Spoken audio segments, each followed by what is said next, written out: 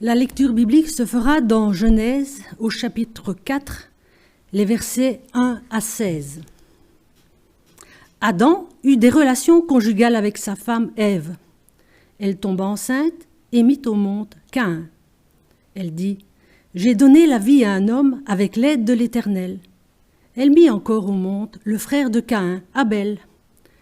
Abel fut berger et Caïn cultivateur. Au bout de quelque temps, Caïn fit une offrande des produits de la terre à l'Éternel. De son côté, Abel en fit une des premiers-nés de son troupeau et de leur graisse. L'Éternel porta un regard favorable sur Abel et sur son offrande, mais pas sur Caïn et sur son offrande. Caïn fut très irrité et il arbora un air sombre. L'Éternel dit à Caïn : « Pourquoi es-tu irrité et pourquoi abordes-tu un air sombre ? Certainement, si tu agis bien, tu te relèveras. Si en revanche tu agis mal, le péché est couché à ta porte et ses désirs se portent vers toi. Mais c'est à toi de dominer sur lui. » Cependant, Caïn dit à son frère Abel : « Allons dans les champs. » Et alors qu'ils étaient dans les champs, il se jeta sur lui et le tua. L'Éternel dit à Caïn : « Où est ton frère Abel ? » Il répondit : « Je ne sais pas. Suis-je le gardien de mon frère ?» Dieu dit alors : « Qu'as-tu fait ? Le sang de ton frère crie de la terre jusqu'à moi. Désormais, tu es maudit, chassé loin du sol qui s'est entrouvert pour boire le sang de ton frère versé par ta main. Quand tu cultiveras le sol, il ne donnera plus toutes ses richesses. Tu seras errant et vagabond sur la terre. » Caïn dit à l'Éternel : « Ma peine est trop grande pour être supportée. Voici, tu me chasses aujourd'hui de cette terre. Je serai caché loin de toi. Je serai errant et vagabond sur la terre. Et toute personne qui me trouvera pourra me tuer. » L'Éternel lui dit : « Si quelqu'un tue Caïn, Caïn sera vengé 7 fois. » Et l'Éternel mit un signe sur Caïn, afin que ceux qui le trouveraient ne le tuent pas. Caïn s'éloigna de l'Éternel et habita le pays de Nod, qui est à l'est d'Éden. Amen.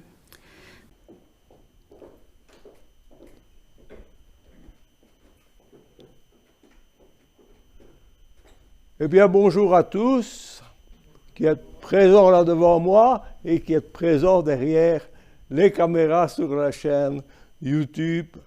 Que le Seigneur vous bénisse richement par sa parole, parce que c'est toujours une bénédiction, la parole de Dieu. Nous allons parler aujourd'hui de Caïn. Caïn, c'est un des noms propres qui sonne comme une insulte. On se sent, si on vous traite de Caïn, ça ne vous ferait certainement pas plaisir, à moi non plus. Hein. C'est vrai, ça ressemble à une insulte. Et pourtant, Caïn, c'est bel et bien un personnage biblique. Vous pouvez le trouver dans votre Bible, et vous n'avez pas à chercher bien loin, c'est tout premier livre de la Bible, dans la Genèse au chapitre 4. Alors, qui est Caïn ? Mais Caïn, c'est le fils premier-né d'Adam et Ève, les premiers êtres humains créés directement par Dieu, formés de la poussière de la terre, et créés par Dieu à son image et à sa ressemblance. Et puis, ils ont continué l'humanité, et le fils premier-né, il est donc devenu un fils à Adam et Ève. Et sa mère, Ève, était particulièrement fière de cette naissance, et quand l'enfant est né, elle s'écrie « J'ai formé un homme avec l'aide de l'Éternel ». Et en disant cela, c'est elle qui a donné son nom à son fils, parce qu'en hébreu, « J'ai formé » se dit « Kaniti », d'où le nom Caïn. Caïn veut donc dire « j'ai formé », tout simplement. Et pourtant, ce fils dont elle est si fière va devenir le premier meurtrier de l'histoire de l'humanité et fratricide en plus. Et par extension, on peut dire qu'il va devenir l'initiateur de toutes les guerres futures, où l'être humain va prendre la terrible habitude de tuer d'autres êtres humains, pourtant créés aussi à l'image de Dieu, donc sont tous leurs frères et leurs sœurs devant le Créateur. Et à l'heure où l'on reparle encore beaucoup de guerre, beaucoup trop, ça devrait nous faire réfléchir, c'est que c'est peut-être une habitude qu'il faudrait abandonner. Mais que fait pareil personnage dans la Bible? On appelle parfois la Bible le livre de l'amour. Alors on peut se demander, mais que fait un homme comme Caïn dans un livre de l'amour? Surtout qu'il n'est pas le seul personnage biblique dans son genre. Dans la Bible, vous trouvez aussi Judas, le traître, Hérode, le commanditaire du massacre des innocents à Bethléem, le pharaon qui a donné l'ordre de tuer tous les bébés mâles des Hébreux, et bien d'autres encore. Ça pourrait durer longtemps si on devait citer tous ces personnages vraiment scabreux dans la Bible. Et d'ailleurs, il n'y a pas que dans la Bible. Tous ces personnages ont fait bien des imitateurs depuis la fin de la rédaction de la Bible.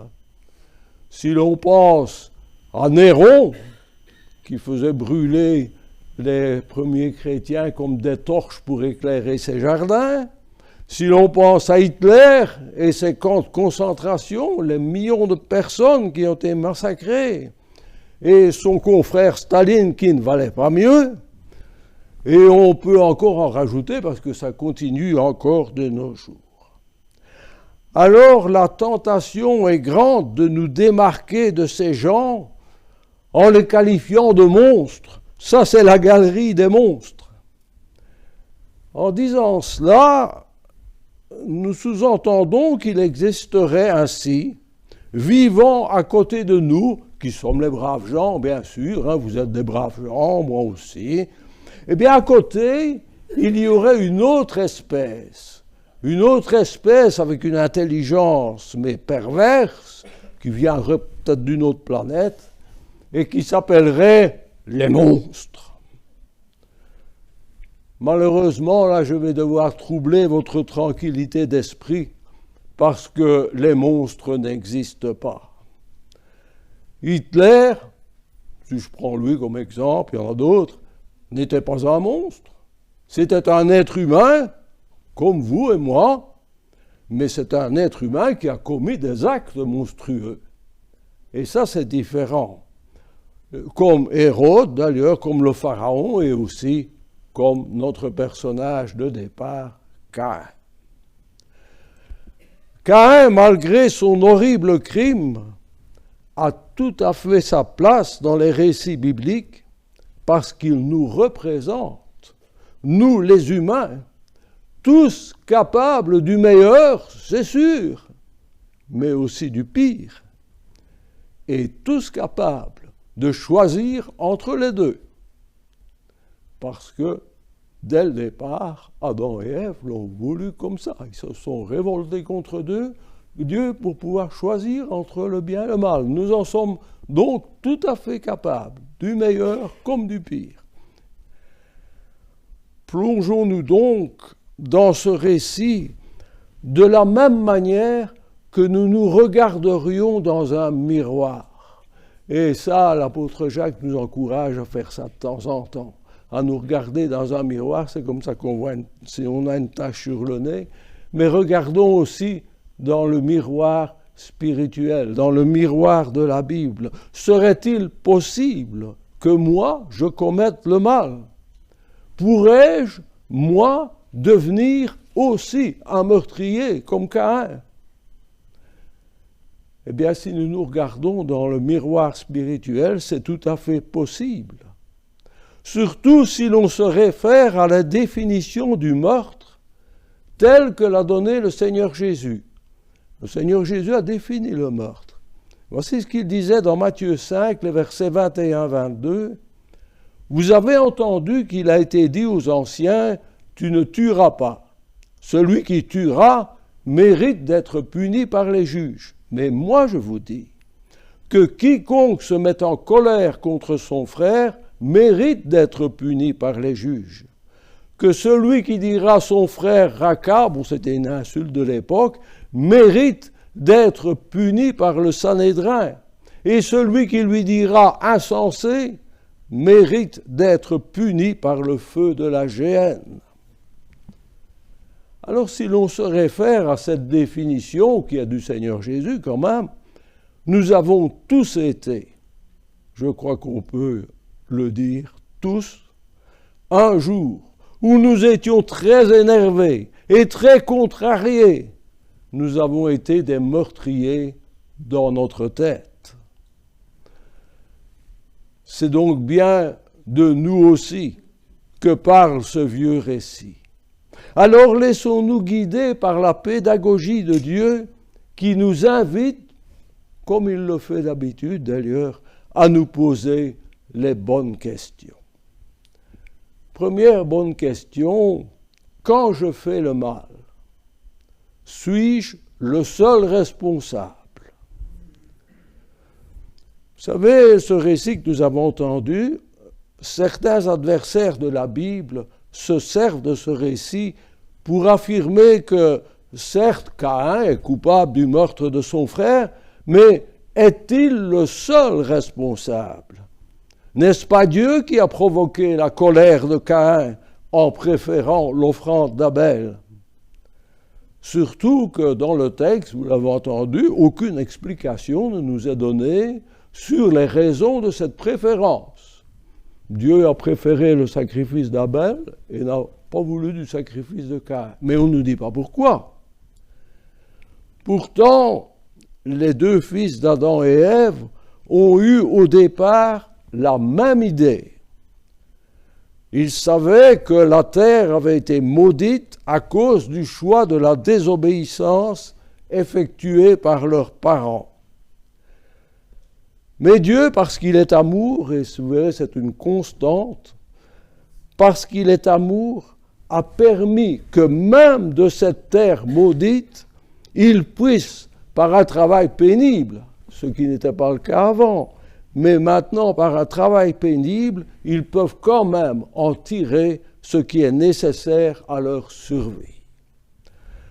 Alors les deux frères, mais les deux, Caïn comme Abel, vont avoir la même excellente idée de remercier Dieu d'avoir béni leur travail, et ils le font de la seule manière qu'ils connaissaient à l'époque, en lui apportant une offrande. Seulement voilà, ils ne font pas le même métier. Caïn est cultivateur et Abel est éleveur. Donc, logiquement, leurs offrandes ne seront pas semblables. Caïn va offrir les premiers fruits de ses récoltes et Abel les premiers-nés de son troupeau. Et c'est là que le problème va se poser.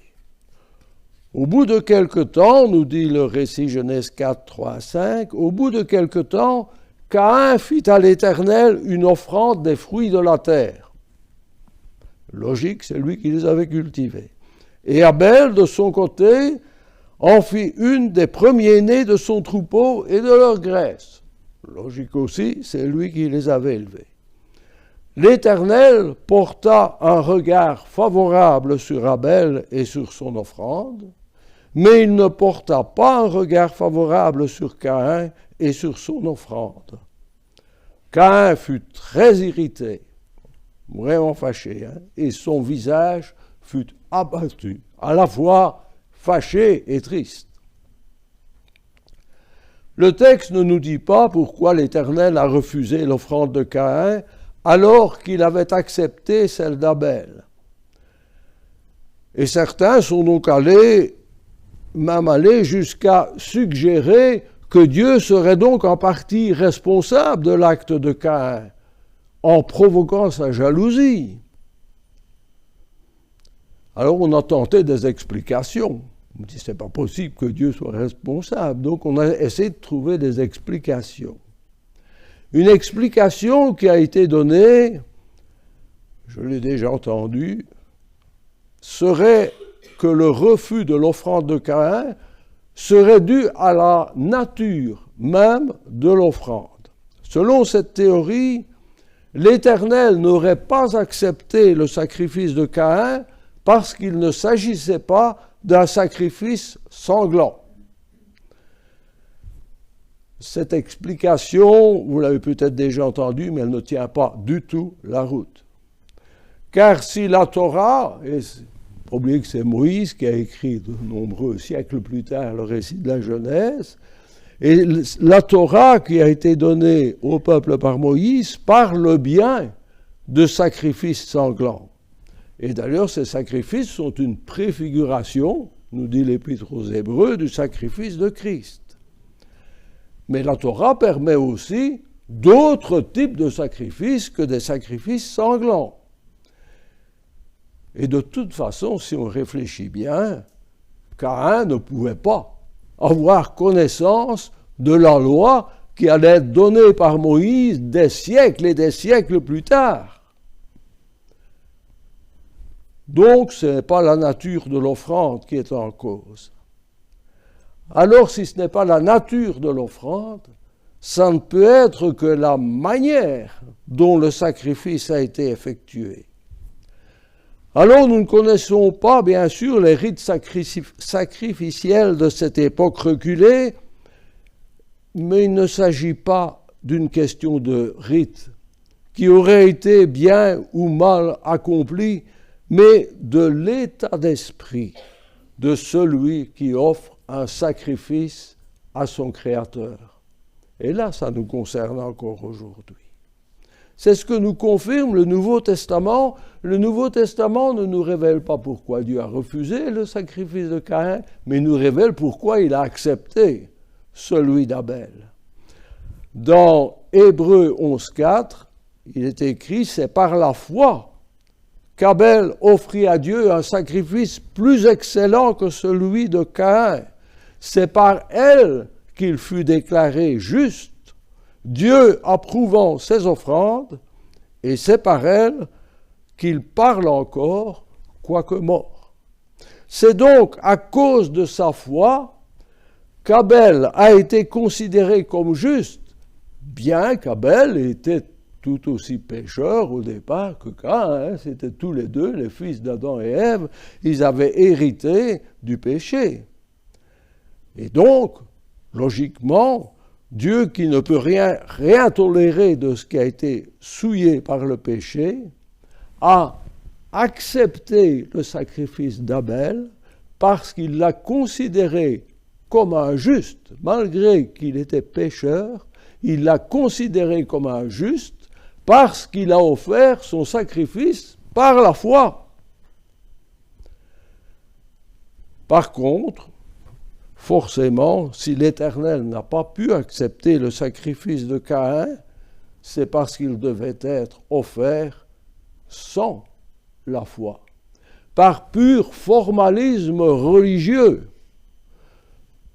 C'était comme ça qu'on faisait à cette époque-là, et donc Caïn a fait comme ça. Mais c'était pure forme pour lui, c'était de la pure forme, ça n'avait rien à voir avec la foi, ni avec l'amour de Dieu. C'est probablement son orgueil qui l'empêchait de se reconnaître pécheur. Il ne voulait pas accepter cette situation de pécheur.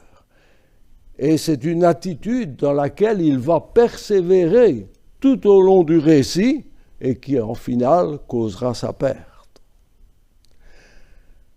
Alors, et nous aujourd'hui? Le temps des sacrifices, sanglants ou pas, appartient désormais à un lointain passé. Ils ne sont plus nécessaires car le Fils de Dieu s'est volontairement offert en sacrifice pour nos péchés une fois pour toutes. Il n'est plus nécessaire de recommencer, c'est ce que nous dit Hébreux 10, le verset 10. Si nous avons désormais un libre accès auprès de Dieu, c'est ce qui est écrit aussi dans Hébreux 10, 19, les sacrifices ne sont donc plus nécessaires. Mais si les sacrifices ne sont plus nécessaires, ce qui reste indispensable, c'est la foi. Ça n'a pas changé. Alors, quand nous nous approchons du Seigneur, par exemple dans la prière, nous nous approchons du Seigneur, dans quelle disposition de cœur nous approchons-nous? Avec dans notre cœur un immense amour et une immense reconnaissance pour un tel sacrifice, pour nous avoir considérés comme justes au prix du sang de son Fils Jésus. Avons-nous dans notre cœur cette immense reconnaissance pour celui qui nous a tout donné, ou avons-nous dans notre cœur un sentiment de formalisme religieux qui nous dit « il faut prier, puisque c'est normal, un chrétien, ça doit prier ». Là, il faut vraiment nous poser ce genre de questions. Comme même question pour quand nous venons au culte, même question pour tous les actes de notre vie chrétienne. Parce que la réponse à cette question contient peut-être la raison de l'absence de réponse divine à nos prières. Rappelez-vous que Caïn s'est approché de Dieu par formalisme religieux. Et résultat, c'est un lion, j'en veux pas ton offrande.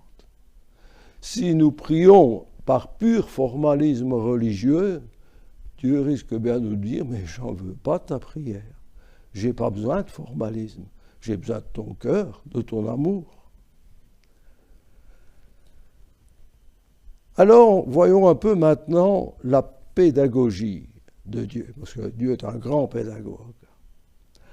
Caïn n'a visiblement pas compris sa faute et il en veut à Dieu. Pour lui, l'Éternel est un tricheur. Il n'a pas respecté les termes du contrat. Pourtant, Caïn a fait une offrande à l'Éternel, dans les seules formes qu'il connaissait. Et en retour, il n'a rien reçu. Alors que son frère Abel lui a reçu l'honneur de l'approbation du Seigneur. Mais quelle injustice! Frères et sœurs, ne sommes-nous pas parfois dans la même pensée que Caïn? Quoi? Nous faisons à Dieu l'honneur de croire qu'il existe. Il y a tellement de gens autour de nous qui croient que Dieu n'existe pas. Nous y croyons. Quand même, c'est un honneur que nous lui faisons. Nous lui faisons l'honneur de venir à l'église. Vous êtes là aujourd'hui, il y en a d'autres qui sont devant leur écran. Nous lui faisons l'honneur, même parfois, de lire la Bible, et même de prier. Et quand nous demandons quelque chose dans la prière, il arrive que nous ne recevions rien. Quelle injustice! Imaginez si vous allez chez un commerçant, vous voulez acheter quelque chose, vous payez, et le commerçant ne vous donne pas la marchandise que vous avez achetée. Mais s'il ne vous la donne pas, vous le traitez d'escroc, de malhonnête. Et l'amertume contre Dieu s'installe dans notre cœur. Nous prions de moins en moins. Nous lisons la Bible de moins en moins. Nous ne venons plus que rarement à l'église. Et puis un jour, nous ne venons même plus du tout. Nous abandonnons le Seigneur et parfois nous abandonnons aussi cette foi formaliste que nous prenions vraiment pour la véritable foi. Mais le Seigneur n'a pas laissé Caïn dans son amertume. Et ça, c'est tout l'amour de Dieu. Il ne veut pas non plus nous laisser dans la nôtre. L'Éternel est quelqu'un de tenace, vous savez. Il va donc user de toute une pédagogie pour apprendre à Caïn et à nous aussi comment éviter de tomber dans le piège du péché. Et si nous y tombons quand même, il continue même à nous aimer en nous montrant comment nous en sortir. Alors comment éviter de tomber dans le piège de l'amertume? Une question se pose, Caïn aurait-il pu ne pas tuer son frère? Aurions-nous pu, nous, ne pas tomber dans l'amertume? Eh bien, dans les deux cas, la réponse est oui, nous aurions pu. L'Éternel dit à Caïn, « Pourquoi es-tu irrité? Et pourquoi ton visage est-il abattu ?» On ne trompe pas Dieu, vous savez. Le Seigneur voit au-delà du formalisme religieux. Il voit au-delà des apparences pieuses ce qu'il y a réellement dans notre cœur. Vous savez, les pharisiens du temps de Jésus, ils avaient une apparence très pieuse. Alors tout le monde disait d'eux, quels gens pieux. Mais le Seigneur Jésus, qui est Dieu, avait bien sûr cette faculté de voir dans les pensées de ceux qui venaient vers lui. Et quand les pharisiens venaient vers lui pour l'accuser, eh bien, ils tombaient toujours dans leur propre piège, parce que le Seigneur avait un avantage sur eux, il connaissait leurs pensées réelles, au-delà de leur apparence pieuse. C'est comme cela que Dieu voyait bien que Caïn était en colère. Mais il va plus loin qu'une simple constatation. Il lui demande de réfléchir à la raison de cette colère. C'est également ainsi qu'il agit avec nous. Il nous demande de faire un peu fonctionner cette intelligence qu'il nous a donnée, parce qu'il nous en a donné à tous.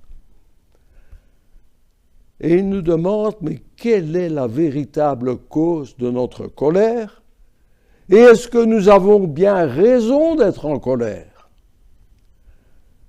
Si nous prenions ce moment de réflexion, ça permet souvent de faire retomber notre colère et d'éviter de tomber dans le péché sous le coup de la colère. Mais parfois, ça ne suffit pas. Et nous répondons comme un jour le prophète Jonas a répondu, « Dieu dit à Jonas, fais-tu bien de t'irriter à cause de la plante ?» C'est une plante que Dieu avait fait pousser pour lui donner de nom, et puis il l'avait laissé mourir. Et il lui demande donc, fais-tu bien de t'irriter pour une simple plante? Et il répondit, je fais bien de m'irriter, jusqu'à la mort. Vous trouvez ça dans Jonas 4, le verset 9. C'est une dure tête, hein? Dieu pourrait s'irriter à son tour de pareilles réponses. Mais il ne le fait pas. Au contraire, il va donner à Caïn un excellent conseil. Malheureusement, un conseil que Caïn n'a pas suivi, mais que nous avons tout intérêt à suivre. Certainement, dit-il à Caïn, si tu agis bien, tu relèveras ton visage. Mais si tu agis mal, le péché se couche à ta porte et ses désirs se portent vers toi. Mais toi, dit-il, domine sur lui. Genèse 4, verset 7. C'est le moment du choix. C'est le moment où Caïn aurait pu encore décider de ne pas tuer son frère. Mais l'Éternel ne va pas le laisser seul face à ce choix. En bon pédagogue, il ne va pas se contenter de lui faire un long discours moralisateur.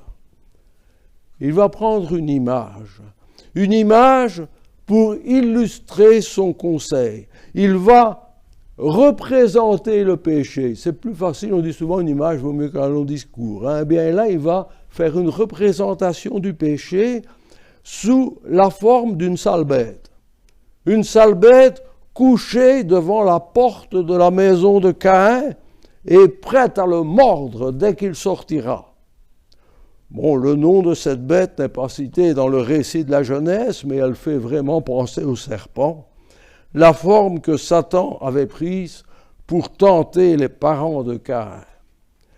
Et pour orienter le choix de Caïn dans le bon sens, tout en respectant sa liberté. Ça aussi, c'est une constante depuis la création de l'être humain.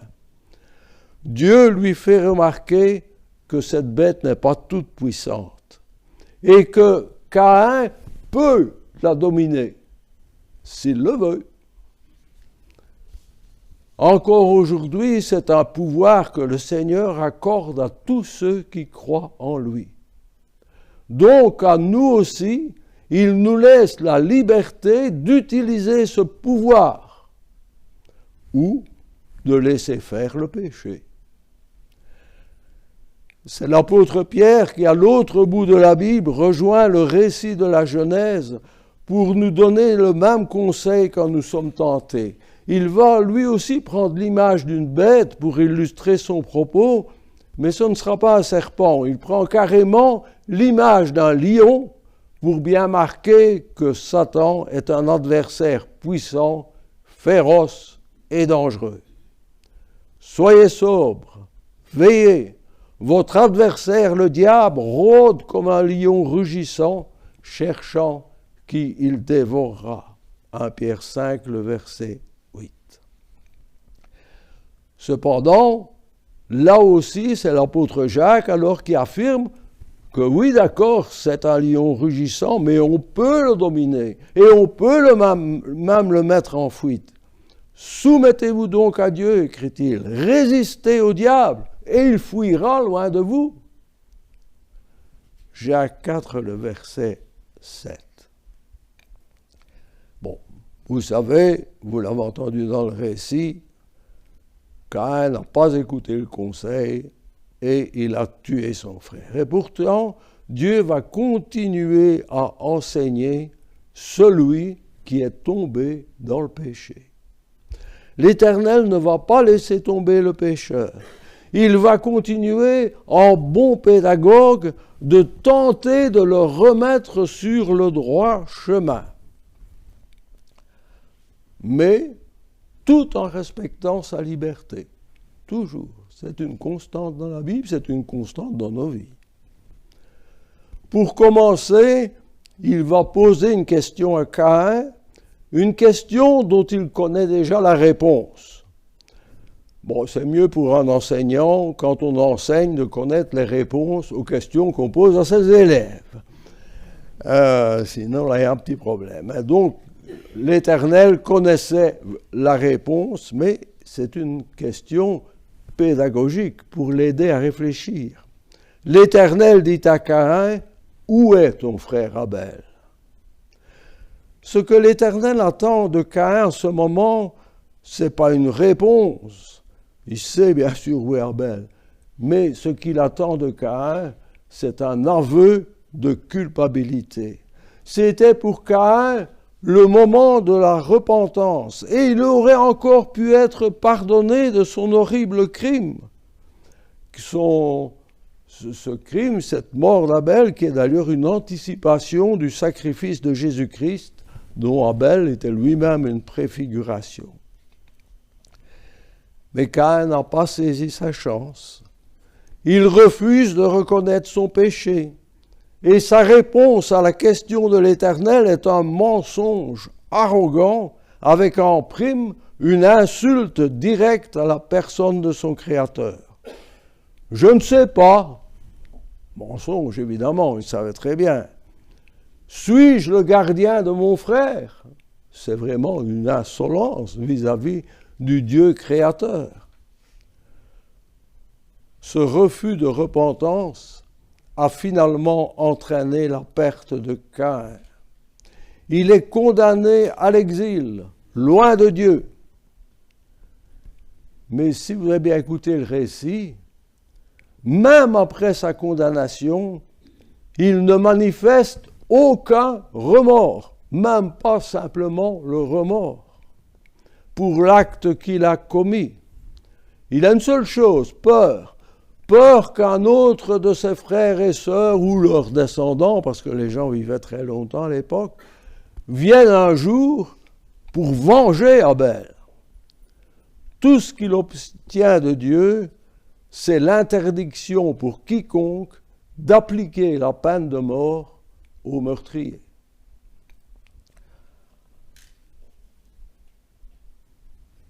Comme vous le savez, ce premier meurtre de l'histoire de l'humanité sera suivi, hélas, de beaucoup d'autres.